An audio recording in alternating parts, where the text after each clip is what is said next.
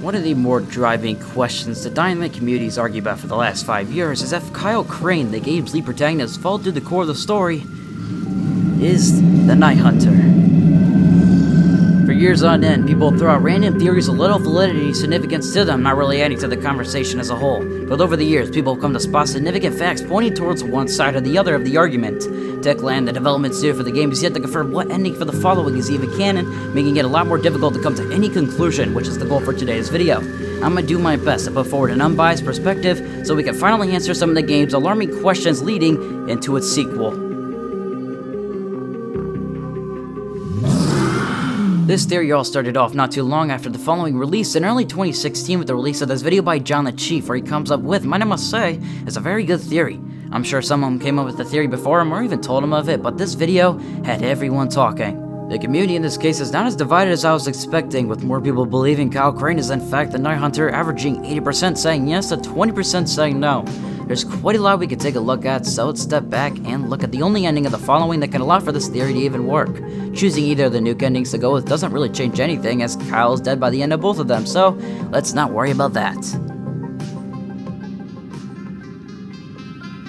The ending of the following carries out probably as you know, with Kyle Crane turning into a mutation of some form caused by the blue chemicals forced into his mouth by the mother, though he was already turning earlier since he was breathing in the blue mist. Now these blue chemicals can come in the form of gas or liquid, but do the same thing, mainly turning humans into monsters. The liquid version of the chemical though speeds up the process quicker, and by the words of the mother, breathing the fumes is one thing, but drinking the liquid is something else entirely.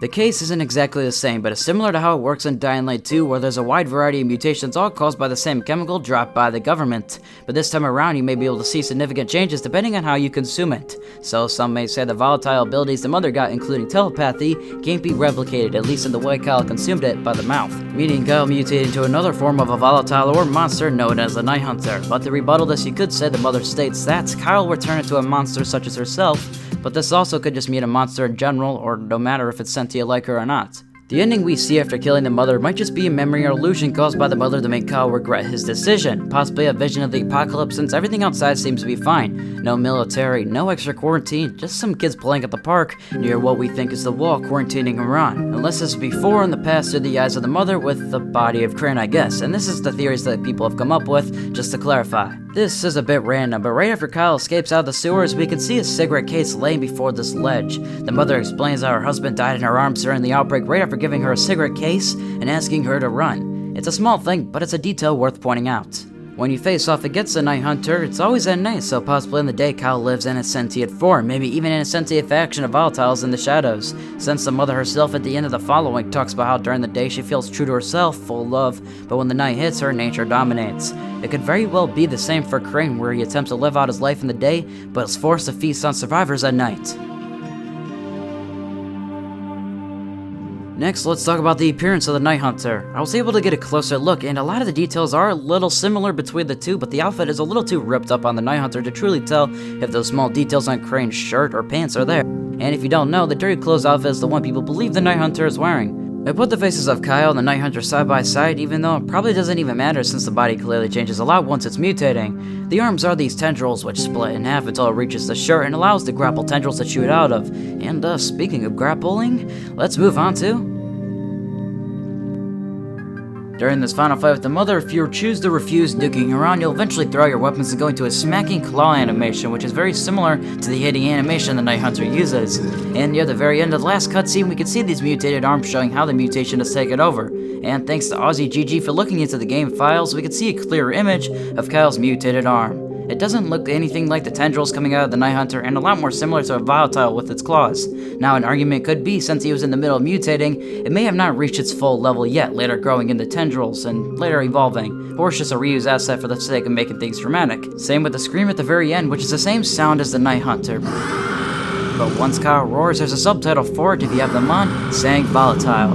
Now it really just depends how much of the theory you want to believe, as we could say, the Night Hunter is another form of a sentient volatile, or that roar was just for dramatic effect, and that Kyle's really just a sentient volatile from the looks of the arm, and not the Night Hunter in any way. It really just depends what perspective you look at it from, so I'll leave that up to you. During the Be the Zombie game mode, the Night Hunter usually has one main goal, and that's to protect the nest, which has people concluding that the Night Hunter is a variation of the volatile protecting its own nest, like how there are numerous volatile nests scattered around the countryside. A lot of the gameplay features are actually very similar to the way Kyle acts as well, with there being a grapple hook style feature, the Night Hunter scream technically being Survivor Sense, and some other smaller things as well. Now, the deal breaker here is that Techland never stated that the Be the Zombie mode was even canon, meaning it might not all even occur in the game's lore. No NPC in the game ever calls out its existence, which seems like a pretty big deal since it's more alpha than any volatile since it's a combination of the game's numerous infected.